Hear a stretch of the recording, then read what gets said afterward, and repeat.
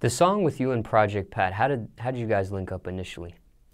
Man, I've always been a big Project Pat fan, like big, from Chicken Head to Don't Save Her, She Don't Wanna Be Saved, Don't Save Her. And so I hit him up on IG, and he hit me right back, bro, the same day, everything. And it was love. He FaceTimed me, called me, gave me some game, and then I kind of gave him the idea that I wanted to do with the track.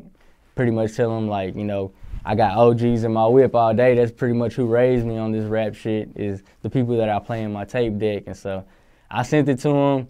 He sent me the verse back with like a whole just rant, dropping game and everything. And he didn't have to do that. So I appreciate you, Project Pat, because you turned that into a classic, man. So this was one of those records that was a trading Pro Tools type of session. Yeah, yeah. You didn't physically go in the studio with him and create it. Nah, I wish I did, but I got to pull up with him when we shot the video. He came to Austin, and I was out there when he was out there, so I pulled up, shot the video, and we got to kick it. So and we didn't get to actually record in the studio, but I sent it to him probably the very next day. He sent it back, and then shit, that's all she wrote. You sent it just the beat? Did you have a hook already? Did you have your verse before you sent it to him? Yeah, I had my verse and I had the hook on there. And the hook is pretty much, you know, I got a lot of OGs in my whip putting me on game type shit, and they're the ones that raised me. And so when he heard it, I guess he kind of got what I was going with it. He dropped a dope-ass classic verse and then spit some game at the end of it to, you know, put some people on, help some people out with their situations. Now, when you got the verse, was that the end of the record, or did you do an additional verse after his verse? Nah, whenever I sent it to him, it was pretty much done. All I needed was his verse on it. And it was going to be a little open space at the end of it. I was actually probably going to send it to somebody else, but he took that space up, you know, just kind of shooting the shit. But when you go back and listen to it, man, it's a great ass just monologue. So I'm appreciative of it, and that's probably one of my favorite parts of the tape now. When two people collab, one may outshine another, or one may balance the other person out. Do you feel like he outshined you on this? Do you feel like you balanced each other out, verse for verse?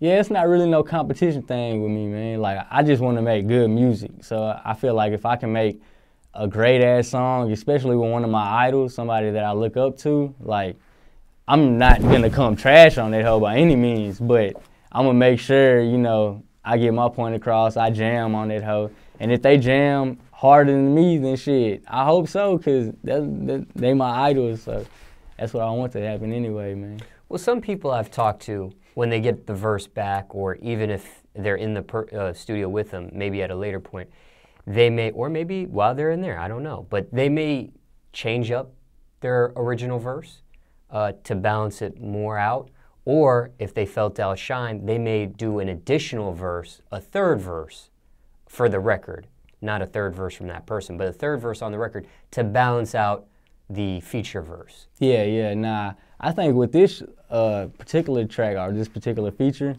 I really just wanted to set it up to where I could let Project Pat be his original, authentic self.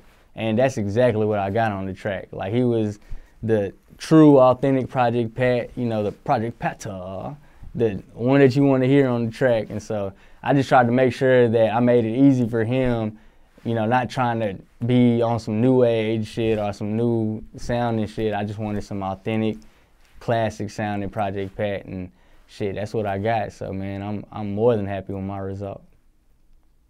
Who did the beat? My bro Frosty, man. Shout out to Frosty, because that boy's been tearing it up, man. Frosty, I got a bro Justo, fresh out the pot beats, and my bro J Vibes and Rafu, Pass the Sweet. They've all been hooking your boy up. They all part of the Good Vibe Tribe, Green Thumb Society too. So we try to keep everything in-house, man, and just keep the vibes flowing. When you did your verse, did you write it, or did you freestyle punch in with it, or how did you operate? I freestyle punched in that hoe. So the way that I normally do it, sometimes I'll write. Here recently though, I've been just listening to the beats on the way to the studio, and I'll get like the first half of it in my head down packed. And by the time I get to the studio, I'll just say that first half and then punch in from there. And I've been liking how the vibes flow from there because I kind of just, you know, beat myself up to the utmost and then build off of that. So, but sometimes, like today, we went to the studio at Corey Mo's spot and I had to write it down just because, you know, you want to kind of come prepared whenever you go to a spot like that. How long did it take for Project to finish his verse once you submitted it to him? He gave it back to me in like a day, 2 days max probably. It wasn't no time at all. And so Pretty him fast and Big Pokey, man, they've been super fast. Everybody that I've worked with, they sent it back to me. And, you know, they also complimented me on the song too. So I think that's why they were, you know, kind of eager and had a little pep in their step, is because they appreciated the song as well. From start to finish, how long did this song take to complete? If you could add up all the time, writing it, recording it for you, sending it to him getting it done, you know, that sort of thing. I say about 2 weeks of work, probably at the most. Off and on. Yeah, it was actually like physically maybe a week, if that. But I went to the studio, listened to the beat on the way there, laid my part down and sent it to him. And I don't really try to think too much or, you know, try to change my shit up too much before I send it off. I just kind of, you know, do some shit, send it off, and if they like it, they like it. If not, then fuck it, I can make another song later.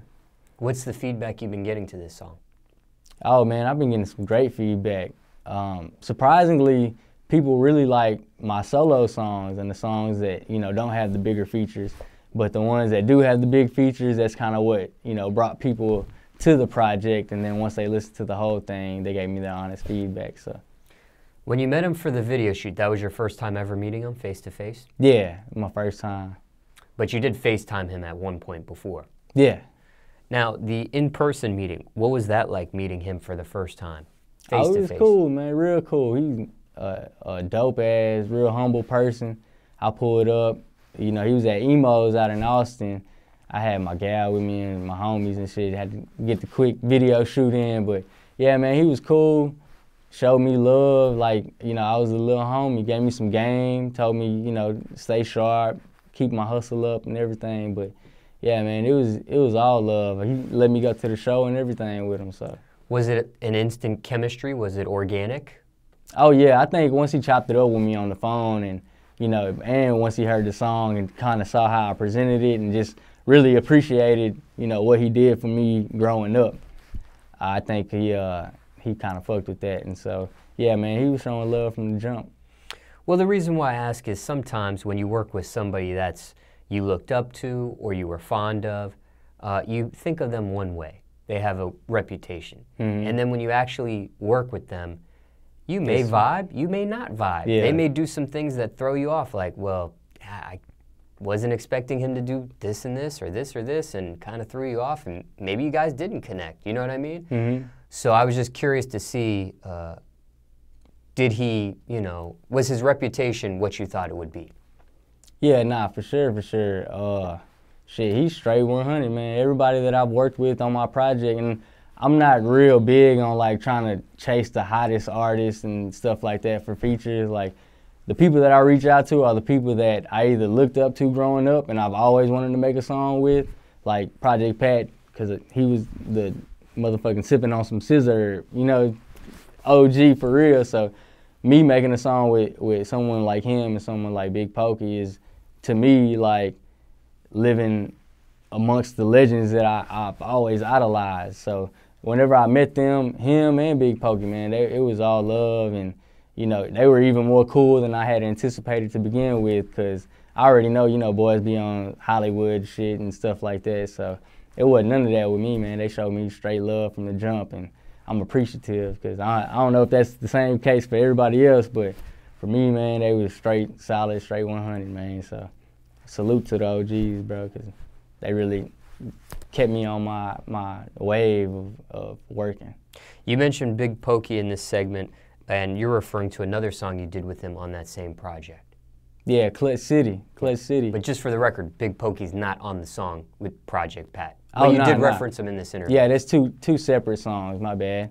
They actually have similar beats, though, because I wanted the song with Project Pat to be at the beginning of the tape. The one with Big Pokey closes the tape, and they kind of have similar BPMs. And so I kind of mix those tracks up sometimes. But yeah, man, the one with Big Pokey, Clutch City, we got to shoot the video out in my bar in Houston, and he came through, showed love, and we turned that up real live. So.